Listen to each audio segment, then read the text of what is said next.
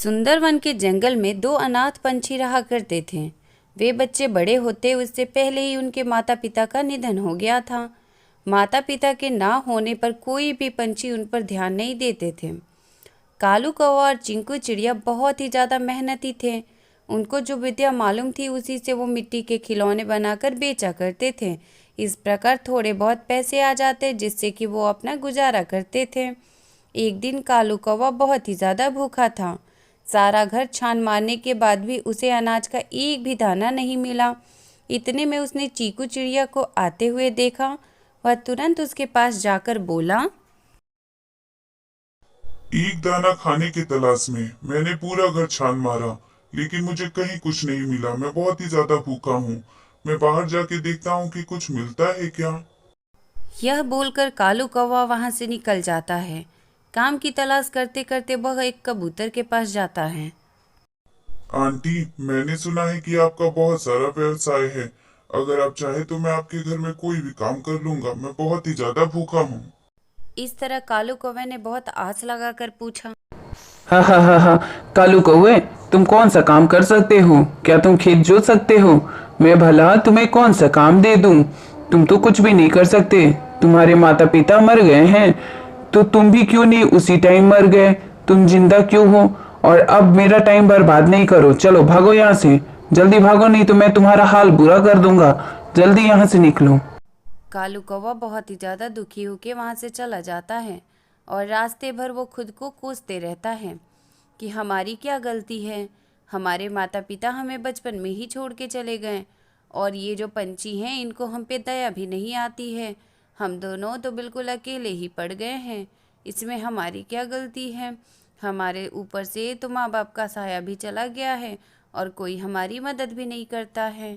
ऐसे ही कोसते कोसते वो कौवा जाके एक पेड़ के पास बैठ जाता है। यह सब एक स्वामी सुन रहे थे और वो उसके पास आते हैं। कालू, मैं तुम्हारा दर्द समझता हूँ। इस तरह से एक पंछी का रोना सही नहीं है। मैं तुम्हारी हर इच्छा पूरी करूंगा। तुम्हें रहने के लिए घर और खाने के लिए अनाज चाहिए, बस इतना ही ना।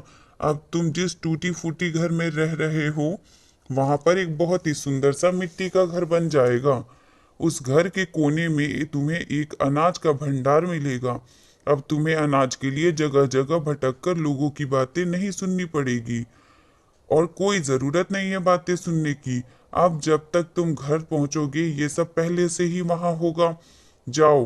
पर कालू, एक बात का ध्यान रखना, तुम या तुम्हारी बहन कभी किसी से ये बात शेयर मत करना कि ये तुम्हें घर वरदान में मिला है। दोनों मिट्टी के खिलौने बनाते हो ना, तो तुम लोगों से कह देना कि ये घर तुम लोगों ने ही बनाया है। अब तुम दोनों सदा खुश रहो। इतना कहकर स्वामी जी वहाँ से गायब हो जाते हैं। कौवा खुशी खुशी अपने घर जाता है और वो वहाँ जाकर देखता है कि उसके घर की जगह एक मिट्टी का सुंदर सा घर था। पर चीकू चिड़िया वहाँ रो रही थी। वह चीकू के पास जाता है और बोलता है, चीकू, तुम्हें क्या हुआ? तुम क्यों रोए जा रही हो? कालू भैया, जब तुम बाहर चले गए थे मुझे बहुत जोरों की भूख लगी थी।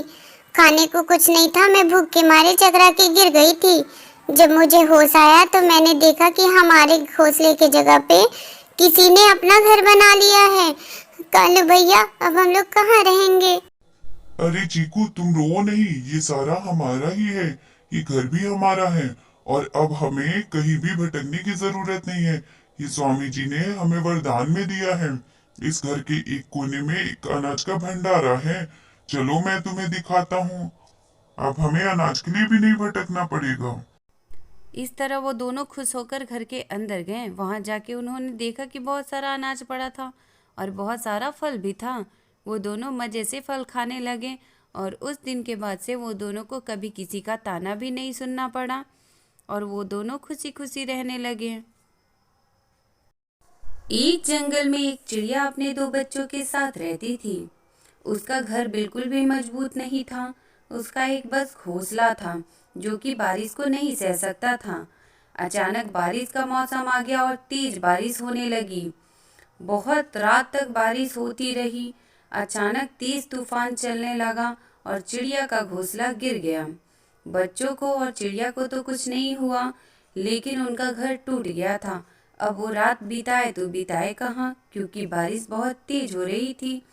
फिर वो वहाँ से उड़ के अपने बच्चों को लेके उड़ते हुए कौवे के घर के पास जाती है और गेट खटखटाने लगती है।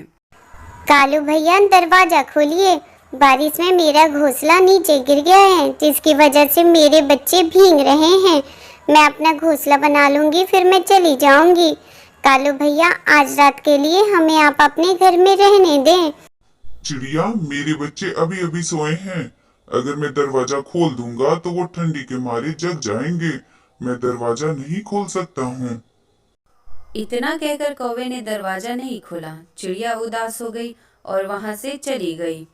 कुछ दिन बीत गए, बारिश भी खुल गई और उसके बाद चिड़िया ने अपना घर बना लिया था। कुछ दिन बाद चिड़िया का घर खटखटाया। चिड़िया, मैं कौवा, मेरा घोंसला टूट गया है बारिश की वजह से। आज रात अपने घर में रहने दो। कल सुबह होते ही मैं चला जाऊंगा। मेरे बच्चे भीग रहे हैं। ठीक है कालू भैया, आप अंदर आ जाओ। उसके बाद कौवा अपने बच्चों को लेकर अंदर आ गया। कुछ दिन पहले चिड़िया के साथ किया बर्ताव कौवे को याद आ गया और उसे बहुत ही ज्यादा शर्मिंदगी महसूस हुई और उसने चिड़िया से बोला, मुझे माफ कर दो चिड़िया, मैं बहुत ही ज्यादा शर्मिंदा हूँ। जब तुम मेरे घर में अपने बच्चों को लेके आई थी, मैं दरवाजा नहीं खोला था और आज तुम्हारी ही वजह से मेरे बच्चे बारिश में भीगने से बच गए। नहीं तो मैं बारिश में लेके कहाँ जाता। कौवा जी, आप जब तक यहाँ चाहो आप रह सकते हो, क्योंकि मुझे बहुत अच्छे से पता है कि जब इस स्थिति में पनाह नहीं मिलती है तो लोगों पे क्या बीतती है। आप यहाँ रह सकते हो। चिड़िया, तुम बहुत ही ज्यादा अच्छी हो। मैंने तुम्हारा साथ नहीं दिया था, उसके बाद भी तुमने मेरी कितनी मदद की। आज के बाद से मैं हमेशा तुम्हारा सच्चा दोस्त बन के रहूंगा। तुम्हें कभी भी जरूरत पड़ेगी, मैं हमेशा तुम्हारे साथ रहूंगा। इस तरह से वो दोनों बहुत ही अच्छे दोस्त बन जाते हैं और उस दिन के बाद से हमेशा साथ साथ रहने लगते हैं। यदि तू यहाँ से नहीं गई तो हम सब तुम्हें मार भगाएंगे। सारे कौवे अपने आदत के अनुसार आपस में कांव कांव करके लड़ाई कर रहे थे। तभी वहां पे एक मैना चिड़िया आके वहां पे आम की डाली पे बैठ जाती है। सारे कौवे उसको देखने लगते हैं और कांव कांव करने लगते हैं। ये सब देखकर वो सहम जाती है और वो कौवों से बोलती है, आसमान में बादल छाए हुए हैं, किसी भी समय बारिश हो सकती है। मैं अपना ठिकाना भूल गई हूँ। आज रात मुझे भी इस पेड़ के कोने में जगह दे दो। लेकिन कौवे कहाँ उसकी बात सुनने वाले थे। वो कांव कांव करते रहे। उसी में से एक कौवा बोला, अरे अरे, ये तो बिल्कुल नहीं हो सकता। यह पेड़ हमारा है। तुम यहाँ नहीं रह सकती। चलो भागो यहाँ से। कौवे की बात सुनकर बहुत धीमे स्वर में कोयल बोली, पेड़ तो सब भगवान की ही है। अगर बरसात होने लगी और ओले पड़ने लगे तो सिर्फ भगवान ही हमें बचा सकते हैं। इसीलिए आज रात मुझे जगह दे दो। मैं आप लोगों से छोटी हूँ और आप लोग की बहन जैसी हूँ। मैना का बात सुनकर सभी कौवे हंसने लगे। हा हा हा हा, हम लोगों को तेरी जैसी बहन की कोई जरूरत नहीं है। तू भगवान का बहुत नाम ले रही है, तो भगवान के सहारे यहाँ से जाती क्यों नहीं है? यदि तू यहाँ से नहीं जाएगी तो हम सब मिलकर तुझे मार डालेंगे। और सभी कौवे ठहाके लगाकर उस पे हंसने लगते हैं और उसकी तरफ बढ़ने लगते हैं। कौवों को अपनी तरफ बढ़ता देख कोयल घबरा जाती है और वो सोचने लगती है और उसके बाद वो वहां से उड़ जाती है और उड़ते उड़ते जाके वो एक आम की डाली में कुछ दूरी पर बैठ जाती है। रात में तेज हवा चलने लगी और बादल बरसने लगे। साथ ही साथ बड़े बड़े ओले भी पड़ने लगे। ओलों की मार से बहुत सारे कौवे घायल होकर जमीन पर गिर गए, कुछ तो मर भी गए। मैना आम के जिस पेड़ पर बैठी थी उस पेड़ की डाल में खोखला था और वो डाल टूटकर गिर गया। डाल की टूट जाने की वजह से मैना उस खोखले में घुसकर बैठ जाती है और वहां पे आराम से वो बैठी रहती है। ना तो उसे ओले पड़ते और ना ही उसे ठंडी हवा पड़ रही थी। वो रात भर वहां आराम से बैठी रहती है और पूरी रात वहाँ पे गुजार देती है। सुबह होने पर सूरज निकला तो मैना वहाँ से निकली और खुश होकर वहाँ से गाती नाचती भगवान का नमस्कार की। फिर आकाश में उड़ चली। मैना को आराम से उड़ता देख जमीन पर पड़ा एक घायल कौवा मैना से बोला, अरे ओ मैना बहन, अरे ओ मैना बहन, तुम रात भर कहाँ थी और तुम्हें ओलों की मार से किसने बचाया?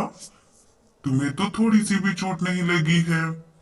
मैं पास वाले ही आम के पेड़ पे बैठकर भगवान से प्रार्थना कर रही थी कि हे भगवान, असहाय और गरीब लोगों की रक्षा करना इस बारिश और ओलों की वजह से। और भगवान ने मेरी सुन ली और मेरी मदद की। मैना फिर से बोली, और सुनो, भगवान ने केवल मेरी ही मदद नहीं की, बल्कि उन्होंने उन सारे असहाय लोगों की मदद की जो उनकी प्रार्थना करते हैं, उनकी आराधना करते हैं और उन पे बहुत ज़्यादा भरोसा करते हैं और हमेशा उनको याद करते हैं। उनको भगवान कभी भी अकेला नहीं छोड़ते हैं।